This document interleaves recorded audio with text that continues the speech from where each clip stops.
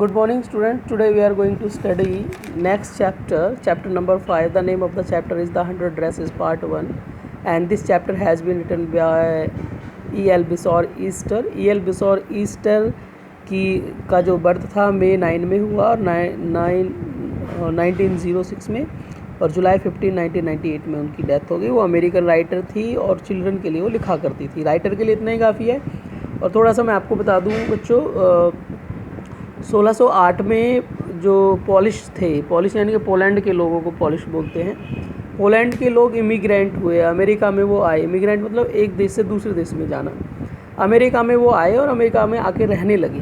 तो जब अमेरिका में आके रहने लगे तो उनका चाल चलन, खाना पीना अमेरिका के हिसाब से उनको करना पड़ा, लेकिन फिर भी वो पूरी तरह से सूट नहीं कर पाते थे। जैसे हमारे यहाँ बिहार के लोग आ जाते हैं रहने के लिए, कामकाज करने के लिए, पढ़ने के लिए, तो उन लोगों का बेशक हमारे यहाँ आके हम लोगों से मिलने जुलने की पूरी कोशिश करते हैं, हम लोगों की तरह पढ़ना लिखना शुरू करते हैं, लेकिन फिर भी उनकी भाषा में थोड़ा सा चेंज रह जाता है, उनके पहनावे में थोड़ा सा चेंज रह जाता है। ऐसे ही पोलैंड के लोगों में थोड़ा सा चेंज था। इसलिए उस लड़की के साथ में, जो उसका नाम वांडा था, उस लड़की के साथ में, वांडा यहाँ पढ़ने के लिए आई थी, उस लड़की के साथ में थोड़ा सा डिस्क्रिमिनेशन होता था। वो डिस्क्रिमिनेशन क्या था उसको हम इस चैप्टर में पढ़ेंगे। जैसे हमारे यहाँ भी लोग कई बार बिहार के लोगों के साथ, बिहार के बच्चों के साथ में थोड़ा सा डिस्क्रिमिनेशन करना शुरू कर देते हैं, ऐसा ही एक डिस्क्रिमिनेशन था। लेकिन यहाँ अमेरिका में कैसा था उसको हम देखते हैं। चैप्टर को पढ़ने से पहले मैं आपको बताना चाहूँगा कि यहाँ के जो इसके मेन कैरेक्टर्स हैं, मैडी है, पैगी है और वांडा है। इनकी क्वालिटीज़ देख लेते हैं। मैडी की क्वालिटीज़ क्या थी? वो थॉटफुल थी, सोच विचार करने वाली थी, काइंड थी, दयावान थी, फ्लेक्सिबल थी, यानी कि वो फ्लेक्सिबिलिटी उसके अंदर थी, वो कॉम्प्रोमाइज़ कर लेती थी। प्लेसिड थी, शांत थी, टिमिड डरपोक भी थी वो, और इंसिपाइड भी थी, वो कम बोलने वाली थी। फ्रेंडली, दोस्ताना उसका व्यवहार भी था। सेंसिटिव, भावात्मक भी थी वो। क्वाइट भी थी, शांत भी रहती थी। कूल भी थी, कॉम्प्रोमाइजिंग भी थी, कॉम्प्रोमाइज़ कर लेती थी। कंपनसनेट थी, प्यार से बात करने वाले लोग जो होते हैं। एमेबल गर्ल, और दोस्ताना उसका व्यवहार था। पैगी एक एरोगेंट थी, जिद्दी थी। पैगी का व्यवहार थोड़ा सा अलग था, स्वभाव। एक एरोगेंट थी, राउडी, रॉब से रहती थी, नोइजी, शोर करने वाली थी, नोटी टाइप की लड़की थी, और बिना सोचे समझे कुछ भी कहती थी। अनफॉरगिविंग थी, यानी कि ऐसा नहीं था कि लोगों को क्षमा करने वाली, मतलब अडियल टाइप की थी। सैडिस्ट, दूसरों को दुख पहुंचा के उसको अच्छा लगता था। पॉपुलर लड़की थी। सरकास्टिक थी, दूसरों पे कटाक्ष करना उसको अच्छा लगता था। क्रूअल थी। प्लेसिड, शांत थी। फ्रेंडली भी थी। सेंसिटिव भी थी। कंपनसनेट, कॉम्प्रोमाइजिंग। डिटरमाइंड का मतलब होता है जो सोच ले, दृढ़ निश्चयी लड़की थी। एंड अजाइल गर्ल थी। अजाइल का मतलब होता है खेलने कूदने वाली जो लड़की होती है, उस तरीके की लड़की थी। और वांडा के बारे में हम देखते हैं। वांडा एक स्टॉलिड, शांत लड़की थी। इंट्रोवर्ट थी, किसी भी काम को करने में पीछे रहती थी। सिंपल सी थी, अकेला रहना पसंद करती थी। कॉर्टस थी, प्यार से बात करना शुरू पसंद करती थी।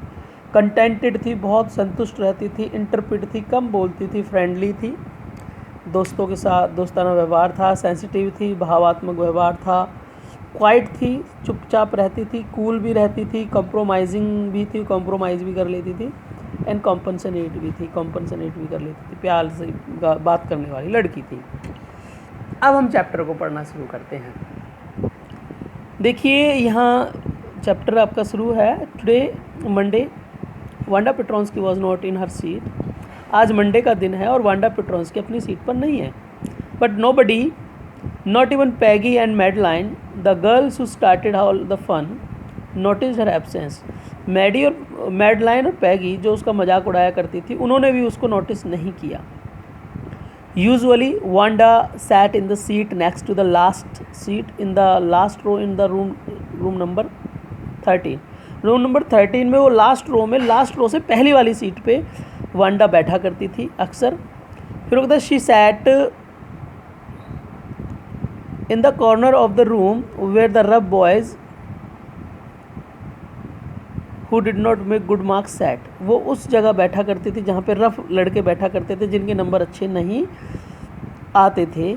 The corner of the room where there was most scuffling of feet, एक कॉर्नर था रूम का, वहाँ पे वो बच्चे बैठते थे जो अपने पैरों से आवाज़ भी किया करते थे, शोर भी किया करते थे। फिर कहते most roars of laughter when anything funny was said, और वो बच्चे ऐसे थे जब कोई थोड़ा मजाक की बात कही जाती थी तो और ज़्यादा चीख चीख के चिल्ला चिल्ला के हंसते थे। And most mud and dirt on the floor, और जहाँ वो बैठते थे वहाँ पे बहुत ज़्यादा गंदगी रहा करती थी, यानी कि जहाँ पे नोटी बच्चे बैठ जाते हैं इस तरीके के बच्चे थे वो।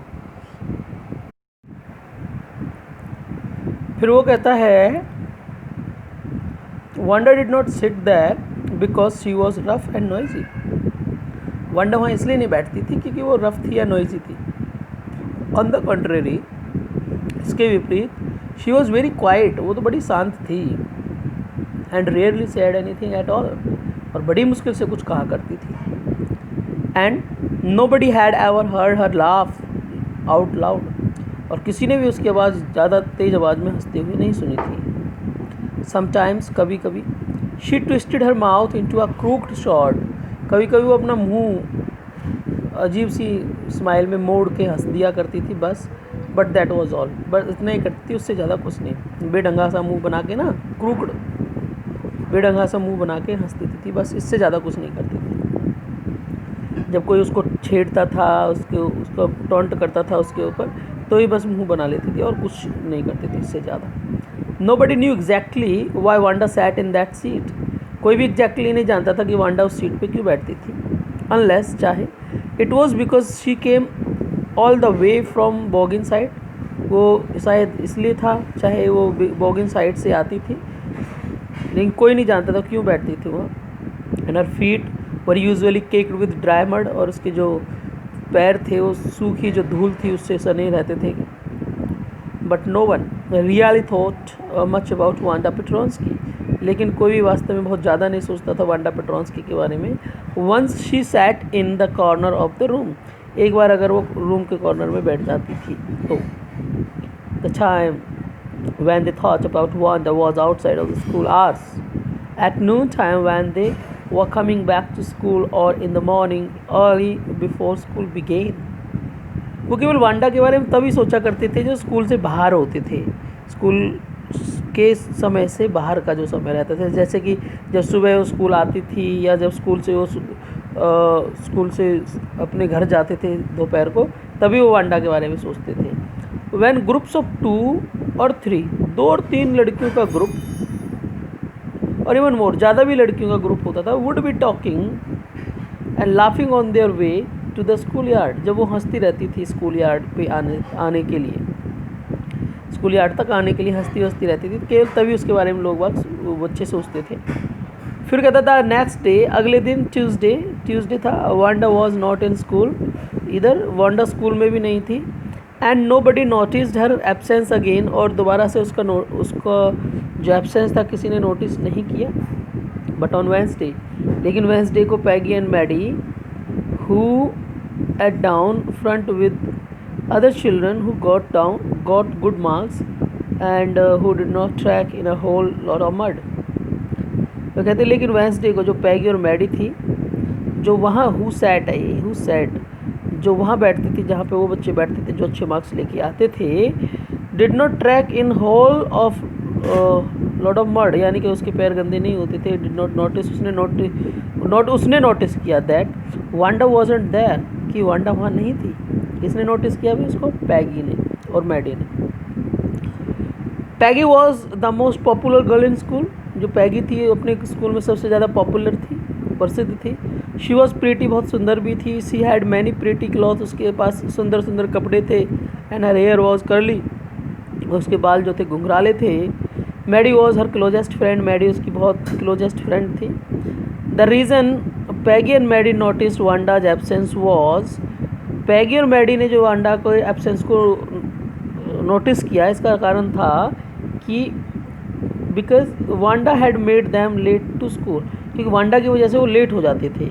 दे had waited for Wanda to have some fun with her, वो उसका इंतज़ार करते रहते थे ताकि वो उसका मजाक बना सकें। And she just hadn't come, और वो बस नहीं आई थी उस दिन। They often waited for Wanda after Tronski to have fun with her. वो प्राय वांडा का इंतजार करते थे उसका मजाक उड़ाने के लिए। आज के लिए स्टूडेंट्स इतना ही काफ़ी है। And after that I have given you some questions, do them